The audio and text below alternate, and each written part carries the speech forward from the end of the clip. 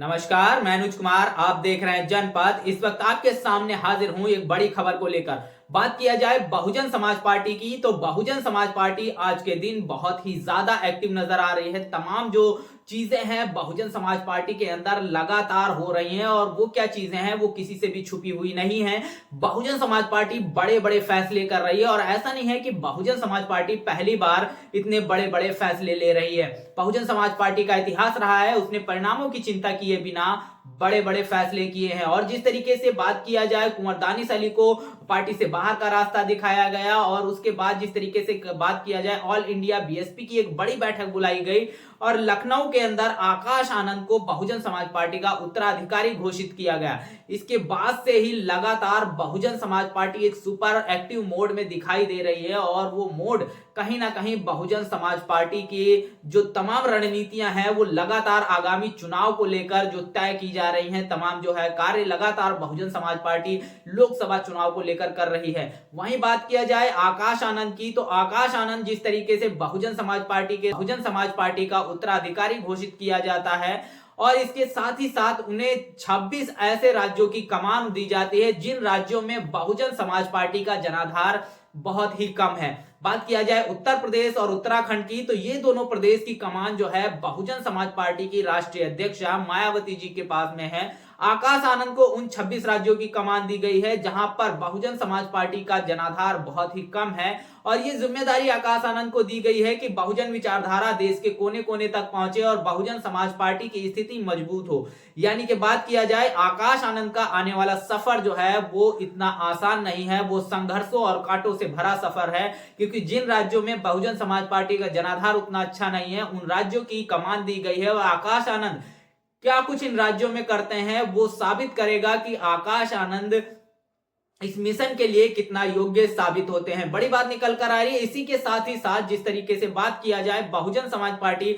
लोकसभा चुनाव की तैयारियों में जुटी है, और तमाम जो लोग हैं लगातार ये भी कायस लगा रहे हैं कि आने वाले समय में आकाश आनंद को भी चुनाव लड़ाने की एक बड़ी तैयारी की जा रही है। यानी कि बात किया जाए इन चुनाव को लड़कर कहीं ना कहीं आकाश आनंद मायावती जी के पथ पर चलने वाले हैं, क्योंकि जब मान्यवर कांसीराम साहब ने मायावती जी को बहुजन समाज पार्टी का उत्तराधिकारी घोषित किया था, कमान उनके हाथ में सौंपी थी, तब भी उनको भी चुनाव लड़कर और जीतकर अपने आप को साबित करना पड़ा था। अब आकाश आनंद भी जो है उसी राह पर चलते हुए दिखाई दे रहे हैं। तमाम जो लोग हैं ये लगातार बात कर रहे हैं सोशल मीडिया पर कि आने वाले समय में आकाश आनंद भी चुनाव लड़ सकते हैं। लेकिन बात किया जाए पार्टी की तरफ से अभी इसकी कोई आधिकारिक पुष्टि नहीं है। लगातार लोग सोशल मीडिया पर ही इस तरीके की बातें कर रहे हैं, वही बात मैं आपके सामने लेकर हाजिर हूं। लेकिन बड़ी बात यह निकल कर आती है, अगर आकाश आनंद चुनाव लड़ते हैं तो वो कहां से चुनाव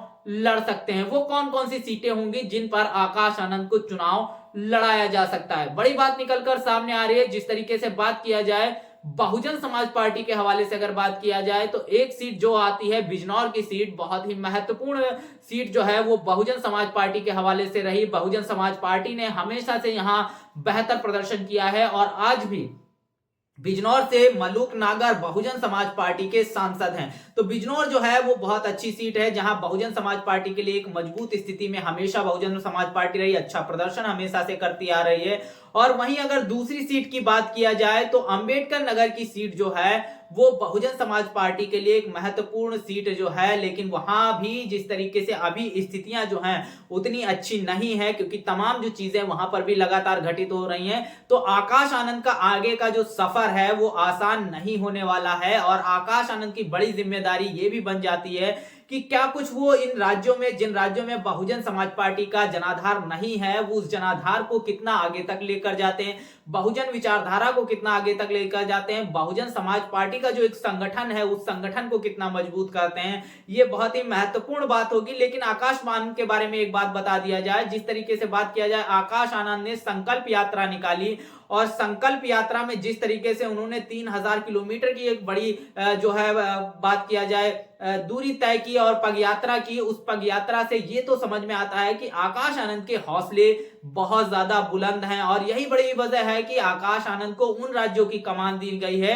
जिन राज्यों में बहुजन समाज पार्टी की स्थिति उतनी बेहतर नहीं है, वहां उनका संगठन उतना मजबूत नहीं है, वहां के लोग बहुजन विचारधारा से इतना ज्यादा लगे हुए जुड़े हुए नहीं है। तो आकाश आनंद के ऊपर बड़ी जिम्मेदारी है और आकाश आनंद अगर आने वाले समय में लोकसभा चुनाव लड़ते हैं तो ये 2 सीटें जो हैं, चाहे वो बिजनौर की बात किया जाए चाहे अंबेडकर नगर की बात किया जाए, ये 2 सीटें बहुत ही महत्वपूर्ण हो जाती हैं। आकाश आनंद यहां से चुनाव लड़ सकते हैं, लेकिन पार्टी की तरफ से मैं बार बार कह रहा हूं इसकी कोई भी आधिकारिक पुष्टि नहीं की गई है। सोशल मीडिया पर लगातार लोग इसकी बात उठा रहे हैं और उसी के हवाले से अगर देखा जाए, ये एनालिसिस आपके सामने रख रहा हूं कि अगर आकाश आनंद चुनाव लड़ते हैं तो वो कौन कौन सी सीटें होंगी जो बहुजन समाज पार्टी की सीटें जो है मजबूत रही हैं और आकाश आनंद वहां से चुनाव लड़ सकते हैं। तो वो तमाम चीजें आपके सामने रख रहा हूं।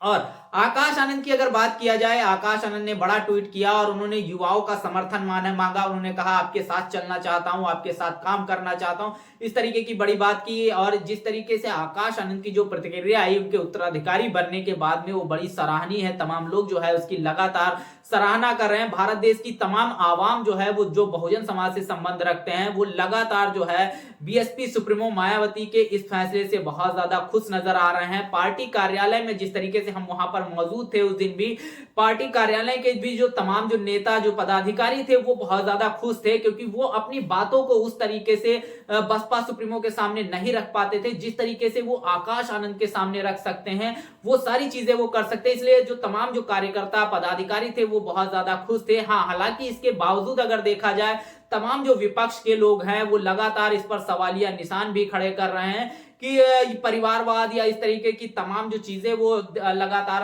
आरोप लगा रहे हैं। इसके बाद जिस तरीके से बसपा के जो एमएलसी हैं भीमराव अंबेडकर साहब, उन्होंने इस पर एक बड़ा जो है जवाब दिया है और उस जवाब के बाद तमाम जो ये आरोप है वो एकदम से धराशाही हो जाते हैं। उसका वीडियो भी आपको हमारे चैनल पर मिल जाएगा, आप देख सकते हैं जाकर।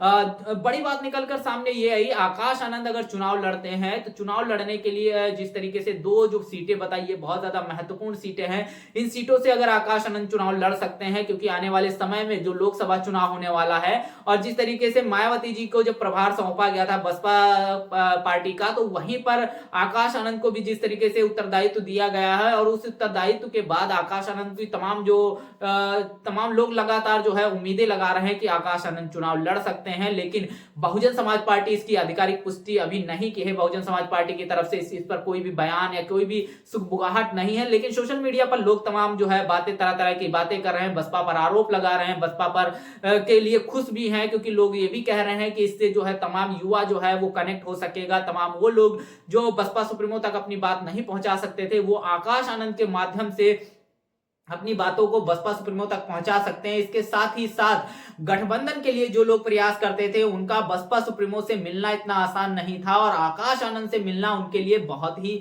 आसान है। इसलिए तमाम जो विपक्षी पार्टियां हैं वो इससे खुश भी हैं। अगर बात किया जाए इस पूरे मामले पर, तो समाजवादी पार्टी ने इस पर बड़ा आरोप लगाया है। इसके साथ ही साथ सबसे पहले जो आरोप इस पूरे मामले पर लगाया वो लगाया है बीजेपी ने सबसे पहले परिवारवाद का आरोप लगाया। हालांकि कांग्रेस की तरफ से इस पूरे मुद्दे पर अभी तक कुछ भी नहीं कहा जा रहा है। चंद्रशेखर आजाद रावण ने भी इस पर बड़ा आरोप लगाया है, और क्योंकि उन्होंने आरोप इसलिए भी लगाया क्योंकि तमाम जो उनके समर्थक हैं वो लगातार मांग कर रहे थे कि चंद्रशेखर आजाद रावण को बसपा का प्रमुख बना दिया जाए, लेकिन वो शायद ये भूल रहे थे कि चंद्रशेखर आजाद रावण की खुद की एक पार्टी है और उस पार्टी को वो राष्ट्रीय अध्यक्ष हैं, तो वो अपनी पार्टी को मजबूत करेंगे, ना कि दूसरी किसी। और हमेशा से अगर देखा जाए चंद्रशेखर आजाद रावण और बसपा सुप्रीमो की जो वैचारिकी जो उनकी आपसी एक राजनीतिक लड़ाई है वो हमेशा से आपको दिखाई दी होगी। अब तो चंद्रशेखर आजाद रावण खुलकर सामने आ गए हैं और वो बसपा सुप्रीमो को डायरेक्टली ना कहकर उनकी पुरानी वीडियोस, उनके पुराने जो बयान हैं वो लगातार